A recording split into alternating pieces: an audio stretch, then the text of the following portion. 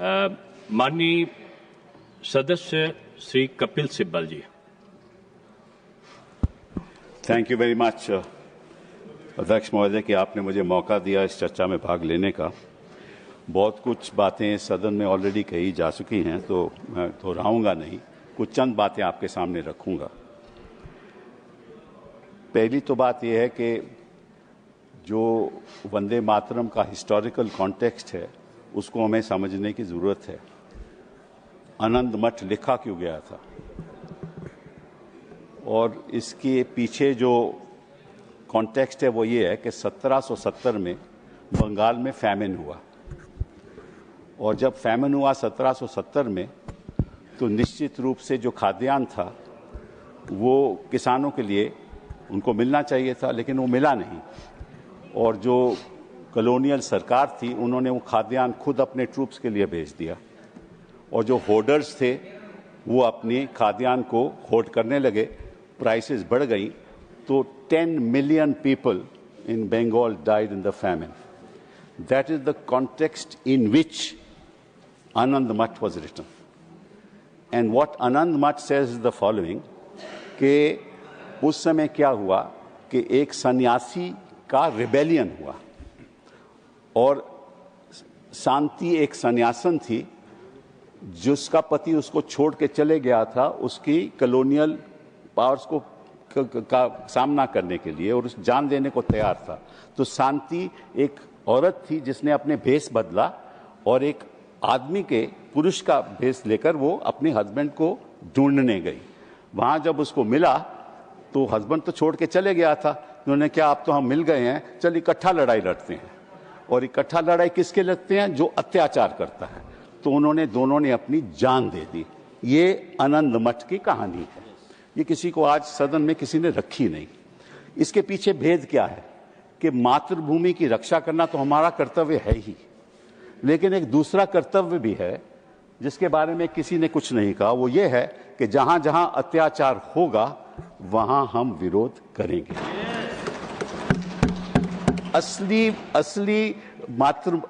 आनंद मठ का मतलब ये है, कोई भी अत्याचारी हो, जो अत्याचारी है वो तो वंदे मातरम की बात नहीं कर सकता। जिसके खिलाफ अत्याचार हो वही वंदे मातरम की बात करेगा। सही है, बात तो यही है ना, ठीक है ना, चाहे वो कहीं भी हो। और मैं आपको एक और बात बताऊं, बड़ी इंटरेस्टिंग बात है कि एक अंग्रेज था हेनरी क्रेक, 1937 में उसने ये बोला, जो हमारे स्वतंत्र सेनानी थे उनके बारे में ये बोला, बोले Vande Mataram has been literally the war cry of the terrorists. क्या मतलब था कि जो वहां लड़ाई लड़ रहे थे कॉलोनियल पावर के खिलाफ, उनको टेररिस्ट बुलाया गया। क्यों बुलाया गया? क्योंकि वो अपने हकों के लिए लड़ रहे थे, इसीलिए बुलाया गया ना। तो आजकल के जो हमारे छात्र हैं वो टेररिस्ट हो गए हैं, हमारे जर्नलिस्ट हैं वो टेररिस्ट हो गए हैं, उनके खिलाफ यूएपीए ये चीजें लग रही हैं ना। तो उनकी लड़ाई कौन लड़ेगा? सत्ता पक्ष के लोग तो लड़ नहीं सकते। तो जो अचंभे की बात यह है कि ये वंदे मातरम की बात करते हैं जब हमें वंदे मातरम की बात करनी चाहिए। वंदे मातरम तो हमें चिल्लाना चाहिए ना। इनका क्या हक है? ये तो अत्याचार रोज करते हैं, जनता के ऊपर रोज करते हैं ये अत्याचार, इनका क्या हक है?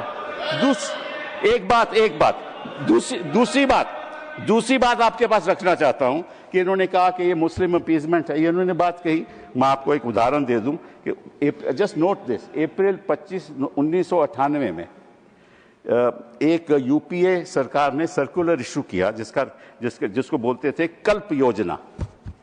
एक सर्कुलर इशू हुआ था, उसके बारे में ये कहा गया कि हर स्कूल में, हर गवर्नमेंट एडेड स्कूल में ये गाना गाया जाएगा, वंदे मातरम। वाजपेयी जी प्रधानमंत्री थे, वहां बड़ा बवाल हो गया और वहां बच्चों को स्कूल से बाहर कर दिया। तो वाजपेयी जी को जब नवंबर में वो उत्तर प्रदेश गए उनको पता चला ये क्या हो रहा है, तो उन्होंने दिसंबर 3-4 में मीटिंग बुलाई और ये सर्कुलर वापस लिया गया। ये इतिहास की बात है। उस समय कोई मुस्लिम अपीजमेंट नहीं थी। वाजपेयी जी ने समझा कि हम विवाद की राजनीति नहीं करना चाहते, और उस समय मालूम जो मंत्री था, जो बेसिक एजुकेशन का मंत्री था, वो रविंद्र शुक्ला था। तो मैं आपको उसका नाम भी दे देते हूं कि इसका क्या मतलब है। इसका मतलब ये है कि जो वंदे मातरम है ये मातृभूमि की रक्षा के लिए भी है, लेकिन अत्याचार के खिलाफ ये हमारा हक भी है। संक्षिप्त करिए, समय हो गया। हमारा मानव अधिकार है कि जहां जहां अत्याचार होगा हम उसके प्रति प्रोटेस्ट करेंगे। 2 मिनट। नहीं, अब सभी के साथ एक सा है और अब मैं सोचता हूँ कि आपको बहुत सारे लोग सुनना चाहते हैं। आप एक विद्वत मुझे बात करनी, लेकिन आप कम समय आते हैं इसलिए कम लोग सुनते हैं। धन्यवाद।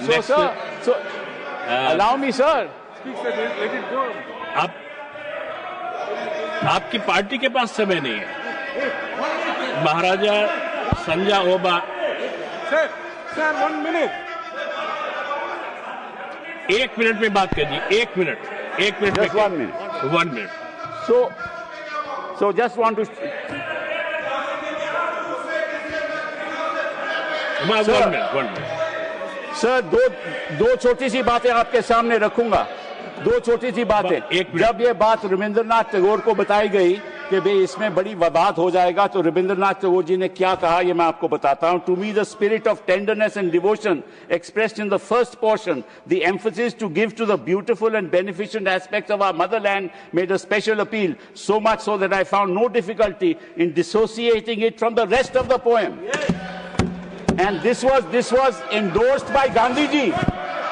This was endorsed by Gandhi ji. This was endorsed by Gandhi ji. He said, this was endorsed by Gandhi ji, and Gandhi ji said, it is an anti-imperialist cry. It had never meant to me that it was a Hindu song or meant only for Hindus. This is what Gandhi ji said. And he said, these are evil days that have come in this country. So the point is, sir, the point is just one sentence, sir. One sentence. This was a movement against the partition of Bengal. Now you are partitioning the minds of this country. आप बोलिए। आपकी बात